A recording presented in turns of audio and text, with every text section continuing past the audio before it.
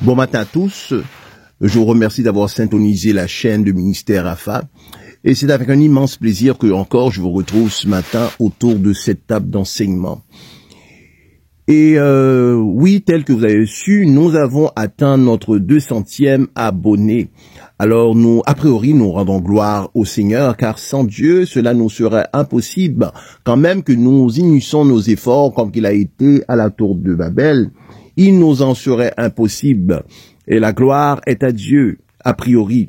Et nous vous remercions ainsi pour vos efforts, c'est vous qui avez contribué en partageant les vidéos. Alors sans le partage des vidéos, ainsi il ne serait pas possible d'atteindre cette cible. Et cette cible, je rappelle, c'était la cible que nous avons mis devant nous au début de cette année nouvelle. Et nous avons atteint cette cible. Notre prochaine cible serait maintenant d'atteindre notre premier millier d'abonnés. Donc, je vous rappelle ainsi que Ministère AFA de cette chaîne, c'est votre chaîne. Cette chaîne vous appartient, c'est à vous. Nous sommes ensemble, nous travaillons ensemble et afin de contribuer à l'évangélisation. Et nous désirons donc offrir un cordial bienvenue à ceux et celles qui se sont nouvellement abonnés. Et tel que vous le savez, nous avons permuté le logo du Ministère AFA qui se logeait au côté droite en bas de l'écran, pour plutôt le remplacer par l'expression « préparons-nous ». Et nous en sommes, mes chers amis, dans un temps que nous devons nous préparer. Nous avons souvent à dire que la vie est courte. Nous rappelons que pour certains qui n'ont pas si longtemps qu'ils avaient 20 ans, alors qu'aujourd'hui ils ont 40, 50 ans. Et ils se sont dit qu'ils n'ont pas vu le temps passer car le temps s'est envolé tel que les oiseaux d'albatros, cet oiseau d'azur. Et c'est ainsi que un jour l'éternité sera devant nous et cela arrivera beaucoup plus vite que nous avons pensé.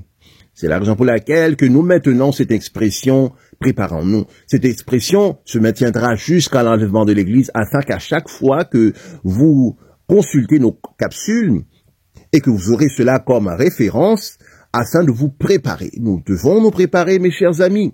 Vieillards, nous devons nous préparer. Adultes, nous devons nous préparer. Jeunes adultes, nous devons nous préparer. Adolescents, nous devons nous préparer.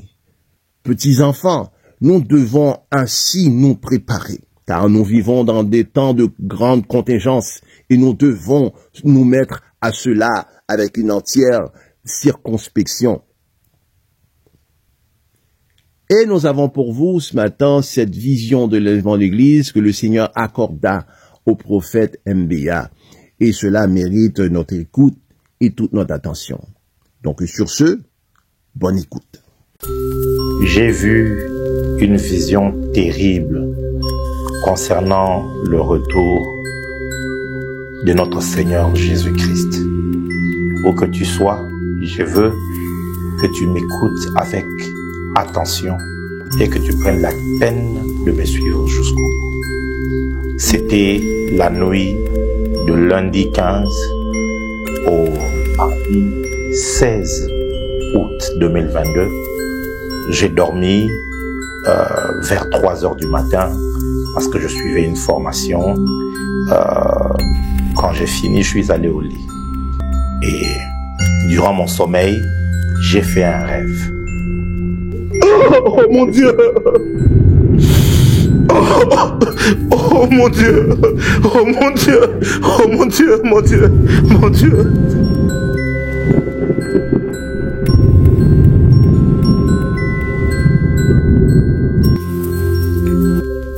Dans ces rêves, j'étais quelque part avec des bien-aimés et quelqu'un que je ne voyais pas est venu et m'a dit « Viens, j'ai des choses à te montrer ».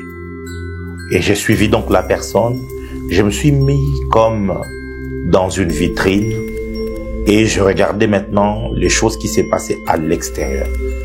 Et tout d'un coup, j'ai entendu comme un tonnerre. Et ce tonnerre, c'était une voix qui était en train de parler. la voix parlait comme si elle me parlait à mon oreille, mais simultanément, toutes les personnes qui étaient censées écouter la voix étaient en train de l'écouter de la même manière que moi qui étais en train aussi d'écouter. Et tout le monde qui écoutait, qui entendait, était comme en alerte. La voix était vraiment comme un tonnerre. Tout le monde autour entendait comme des tonnerres. Mais j'étais capable d'entendre la voix. Et les gens aussi, certaines personnes étaient aussi en mesure d'entendre cette voix. Et voici ce qu'elle disait. Vous pensiez que c'était de la blague. Vous pensiez que c'était des fables. Vous pensiez que c'était des histoires. Mais voilà, je viens prendre mes élus. Mais voilà, je viens prendre mon église. Et plus la voix parlait, je voyais le ciel s'ouvrir et une personne s'approchait. Une personne s'approchait comme venant dans les airs. Et la personne était habillée tout en blanc. Je ne voyais pas le visage, mais la personne s'approchait et elle disait, je viens prendre mon église. Vous pensiez que c'était des fables. Je viens maintenant prendre mon église. Et pendant qu'il parlait de la sorte, j'ai regardé comme de l'extérieur. Tout celui qui écoutait cette voix a commencé à disparaître. Il s'évaporait. Bien aimé, c'était horrible à voir. J'ai commencé à crier, mais la personne m'a dit, maîtrise-toi et regarde. J'ai vu comme si on faisait comme ceci. Mais c'est comme si on mettait comme une ralentie pour que je regarde. Et les gens s'évaporaient. En un instant, tout celui qui avait entendu cette voix-là avait disparu. Et moi, qui était dans cette vitrine, j'étais sur le point de disparaître aussi. Mais la personne qui était à côté de moi m'a saisi. Il m'a dit, toi, attends jusqu'au bout. Et, oh mon Dieu, pendant que je regardais la chose qui s'est passée comme à l'extérieur, la personne qui venait est arrivée. Il s'est approché jusque vers là où j'étais. Et il m'a dit,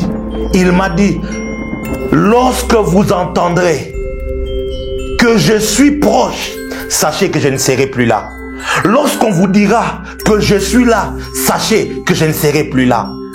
Je n'avais pas compris. Et j'ai regardé à l'extérieur de moi. J'ai vu des catastrophes. Comme si, en un instant, tout s'écroulait. La terre était devenue noire. Il y avait de la fumée, du feu partout. Les gens criaient. C'était horrible à voir. C'était horrible au point que je commençais à trembler. Bien aimé, jusque-là, c'était vraiment un rêve pour moi. Mais dans le rêve, c'était tellement intense. Et là, je n'arrivais plus à tenir. Et tellement que je tremblais, le monsieur qui me tenait la main, il m'a lâché. Je me suis aussi évaporé. Je me suis évaporé et nous nous sommes retrouvés d'un coup dans un autre monde. Et c'était un lieu un peu comme paradisiaque, mais c'était comme une mer, mais c'était comme de l'eau. Je ne sais pas comment expliquer cela, mais c'était d'une beauté, c'était d'une clarté. Il y avait une sérénité et nous étions tous comme en rang. On nous a tous remis des habits blancs. Mais je regardais autant qu'il y avait beaucoup de monde. C'était innombrable, une grande foule.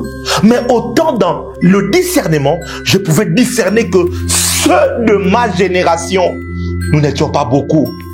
Nous n'étions pas nombreux. Je pouvais discerner que la foule que je voyais, il y avait les saints qui ont vécu au XXe siècle. Il y avait les saints qui ont vécu au XIXe siècle, au XVIIIe siècle, au XVe, au Xe siècle, au IIe, au Ve siècle. Il y avait une foule innombrable. Mais je regardais. Où sont ceux de ma génération? On n'était que très peu. On était alors très peu. Et j'ai posé la question à la personne qui était à mes côtés. J'ai dit, où sont ceux de ma génération? Où sont ceux qui ont vécu dans mon époque? Il m'a dit, beaucoup d'entre eux n'ont pas été marqués par les sceaux de Dieu. Beaucoup n'ont pas été marqués par les sceaux de Dieu. Seigneur, donne-moi la force. Beaucoup n'ont pas été marqués par les sceaux de Dieu. Et il a dit, il faut recevoir le sceau de Dieu afin d'être ici. Et beaucoup d'entre vous n'avaient pas reçu le sceau de Dieu. Et on nous a conduits jusque dans un bureau. Il y avait un bureau et nous étions comme en file indienne. Il y avait une personne qui était à l'intérieur et qui recevait chacun à son tour et il lui remettait comme une somme d'argent. C'était pas de l'argent.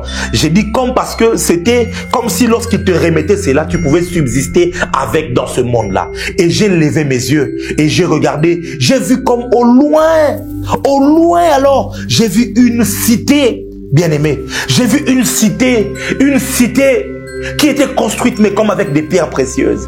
Une cité qui brillait. Bien-aimé, il n'y a pas une cité de science-fiction qui a pu ressembler ou même rapprocher un tout petit peu à la beauté, à la splendeur de cette cité que j'avais vue. Je l'ai vue de loin et quand j'ai regardé la cité, j'ai baissé mes yeux et j'ai remarqué que sur mon sol, il y avait comme sur la terre qui était là, il y avait comme des diamants, il y avait de l'émeraude, il y avait comme certaines pierres précieuses et tout, il y avait de l'or qui était là. Alors je comprenais pas, j'ai posé la question à la personne, j'ai dit, oh, mais pourquoi est-ce que ici nous trouvons presque sur le sol les pierres précieuses? Et la personne me dit, mais c'est parce que en fait quand une personne quitte de l'autre côté et tout, il traîne avec lui de l'or et des pierres précieuses parce que la cité, cette cité, voilà, il dit c'est la cité pavée d'or. Cette cité là, c'est la cité qui est pavée d'or. Elle est construite avec des pierres précieuses. Et quand une personne quitte là-bas pour pouvoir venir dans ce bureau et tout, il traîne des pierres précieuses. Et j'ai ramassé, c'était comme une pierre d'émeraude. Mais c'était émeraude, c'était tout bleu. Ça scintillait, c'était beau à voir. Et j'ai regardé dans le bureau et j'ai demandé, qu'est-ce qu'ils font alors dans le bureau? Il dit, ils reçoivent de quoi subsister dans la cité. Lorsque ce monsieur qui était là, vous remettez votre, c'est pas moi, c'est de l'argent ou quoi, directement vous étiez transporté dans la cité. Et par ce que vous recevriez, je comprends un peu mieux ce que la Bible parle des couronnes. Par ce que vous recevriez, ça vous donnait directement un positionnement. Le lieu où vous allez habiter, là où vous devez être, dans quel coin de la cité vous devez être. Et je vais poser la question à ce monsieur que je ne voyais pas, qui était à côté de moi. Je lui dis, et c'est qui alors ce monsieur-là qui donne aux gens de quoi subsister dans la cité? Il me dit, c'est le roi des rois. Oh, j'ai dit, c'est le roi des rois. Et quand il m'a dit ça, je me suis directement retrouvé devant cette personnalité. Et je lui ai posé la question, tu es roi depuis quand? Et il m'a répondu, depuis l'éternité. Quand il m'a dit depuis l'éternité, je me suis directement réveillé. J'ai regardé un film de fiction pour me retrouver à voir une telle chose? Non. Est-ce que j'ai regardé la télé pendant la nuit? J'ai dit non. Est-ce que j'ai suivi un message eschatologique? Non. Je faisais une formation sur l'administration et toutes ces choses-là. Mais donc, comment est-ce que j'en suis arrivé là? Et dans mon cœur, je dirais, Seigneur, si c'est vraiment un songe qui est venu de toi, donne-moi un signe. À peine je disais donne-moi un signe, je me suis encore retrouvé. Cette fois-là, mon corps ne dormait plus. Je me suis vraiment retrouvé dans ce monde-là. Et la voix a commencé à me parler. Ce n'est pas des histoires. Ce n'est pas de la blague. Va dire à ceux de ta génération que Jésus est en train de revenir. Ils sont distraits. Les églises sont distraites. Les pasteurs sont distraits. Ceux qui sont censés réveiller, parler, réveiller et préparer l'épouse, ils sont distraits. Et voilà que maintenant, plusieurs de ta génération ne sont pas retrouvés en ces lieux. Va leur dire de se préparer, que tout le monde se prépare. Et il m'a dit, montre ce qu'il y a dans ta main. Quand j'ai ouvert ma main, j'ai vu cette pierre que j'avais vue dans le premier rêve. Je l'ai vue sur ma main et il m'a dit, tu as vu la pierre? Et d'abord, bien avant, il a comme rassemblé toutes les paroles qu'il avait dit et tout ce que j'avais vu comme dans un petit livre. Il l'a plié. Il m'a dit, mange cela. Ça sera comme du miel dans ta bouche et ça sera amer dans ton ventre. Et je connais le verset. Je sais que Ézéchiel a vécu cela. Jean a vécu cela donc dans Apocalypse. Je connais cela. Mais bon, j'essaye de mettre ça dans la bouche.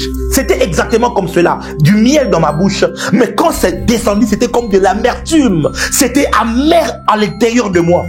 Et après, il me montre donc l'émeraude que j'avais vue. Il me dit, prends cela. Et c'est entré comme dans mon corps, ça a disparu dans mon corps. Et puis, je me suis encore réveillé. Quand je me suis réveillé, c'est alors que j'ai commencé à prendre conscience que c'était réellement une révélation du Seigneur. J'ai essayé de parler en langue. À peine je disais seulement les premiers mots en langue comme ça, je me suis encore retrouvé dans cette vision. Mes frères et sœurs, une expérience terrible. Je me suis retrouvé là-bas et la voix disait, ce n'est pas de la blague. Jésus-Christ est en train de revenir. Jésus-Christ est en train de revenir. Va, dis-le à l'église. Préviens tout le monde car c'est imminent. C'est imminent, c'est imminent, c'est imminent. Mes frères et sœurs, j'ai ouvert mes yeux. Jusque-là, je savais que je venais de voir une vision, de faire un songe. Je me suis réveillé, je me suis levé de mon lit. J'ai cherché mon épouse qui était avec l'enfant dans la chambre de l'enfant. Je l'ai regardé et je lui ai dit, chérie, Jésus revient bientôt. Oh mon Dieu!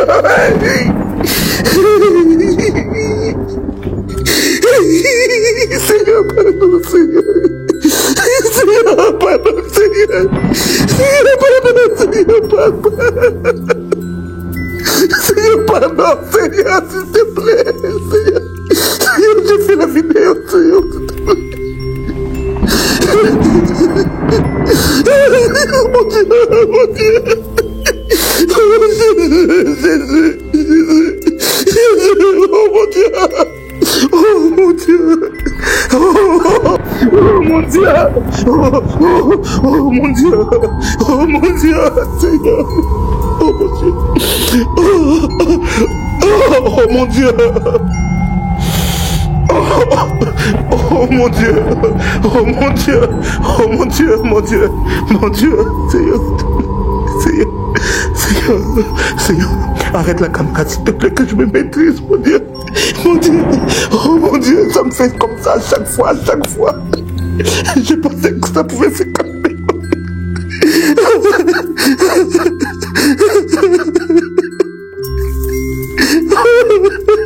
Pourquoi moi, Seigneur? Pourquoi moi? Seigneur.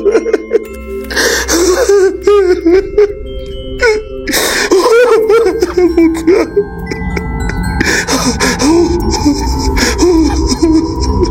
Mon Dieu, oh Zambélaï, oh Zambélaï, oh Zambélaï, oh papa, oh Zambé, oh Zambé,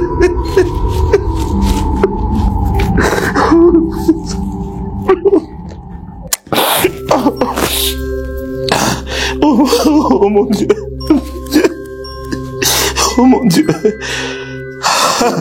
Jésus,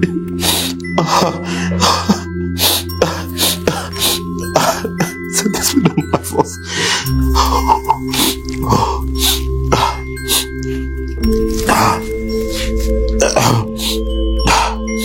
Matthieu chapitre 24, verset 44. C'est pourquoi vous aussi soyez prêts.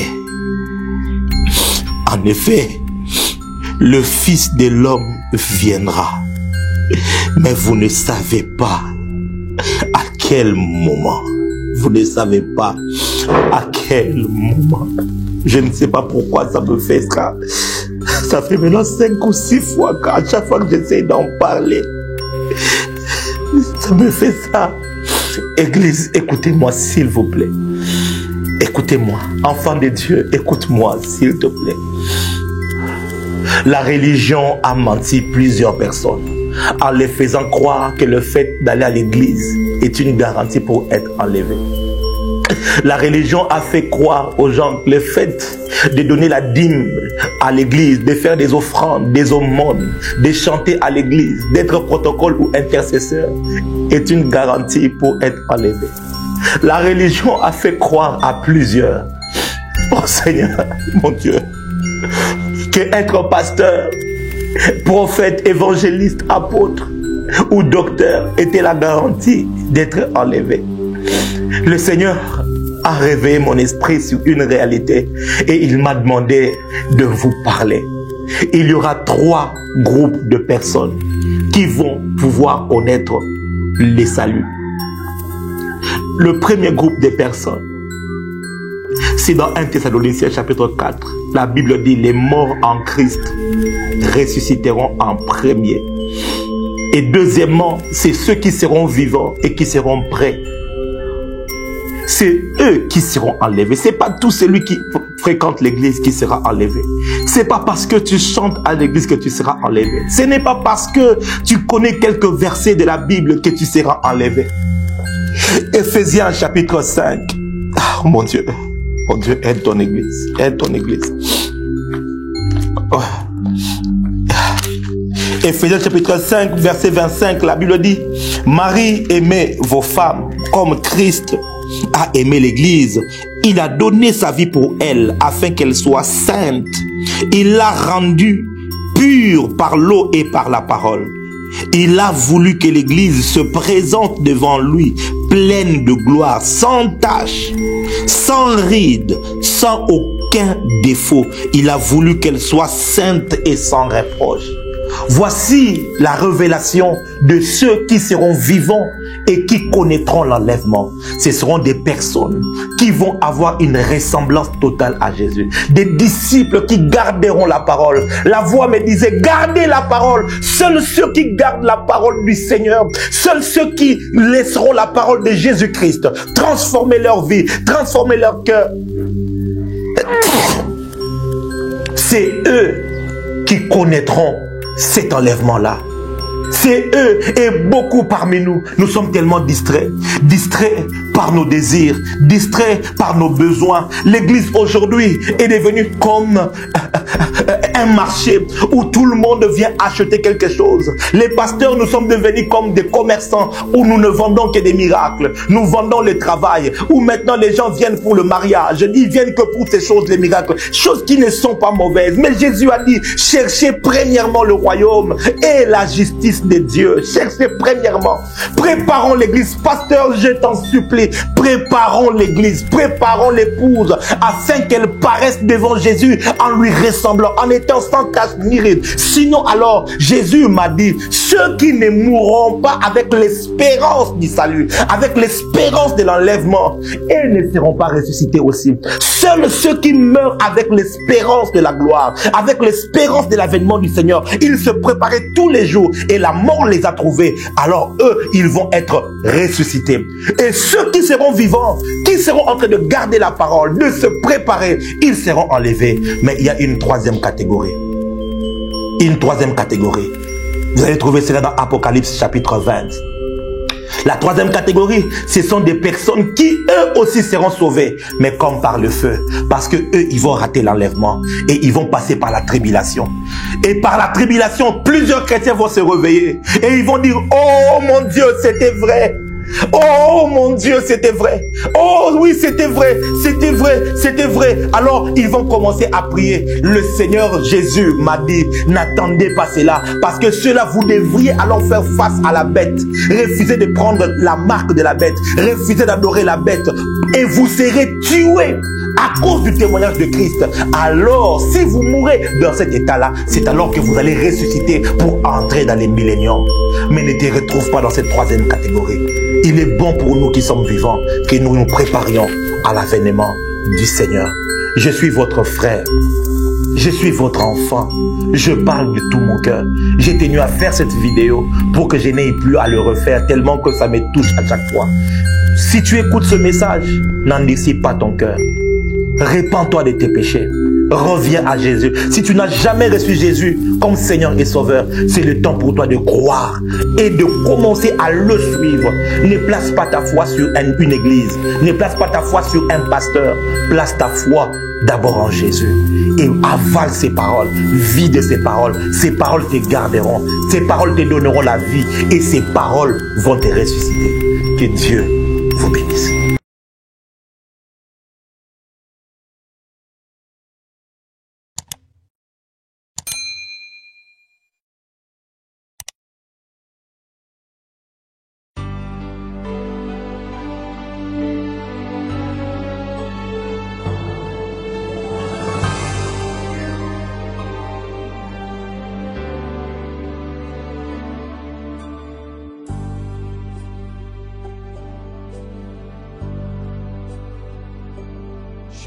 qu'un jour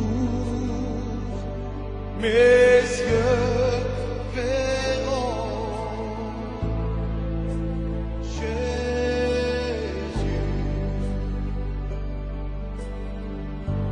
Je sais qu'un jour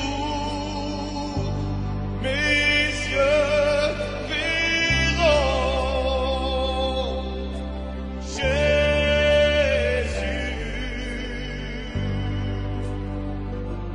Si je marche jusqu'au bout par la foi et malgré tout, je sais qu'un jour mes yeux verront Jésus.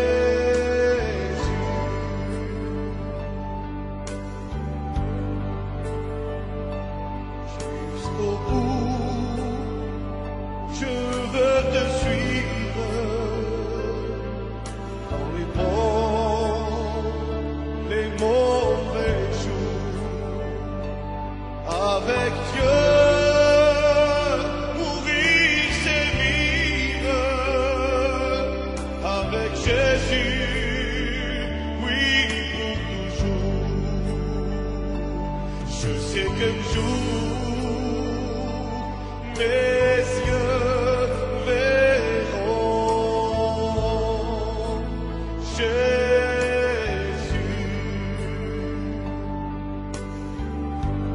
Je sais qu'un jour mes yeux verront Jésus. Si je marche jusqu'au bout par la foi et malgré tout, je sais qu'un jour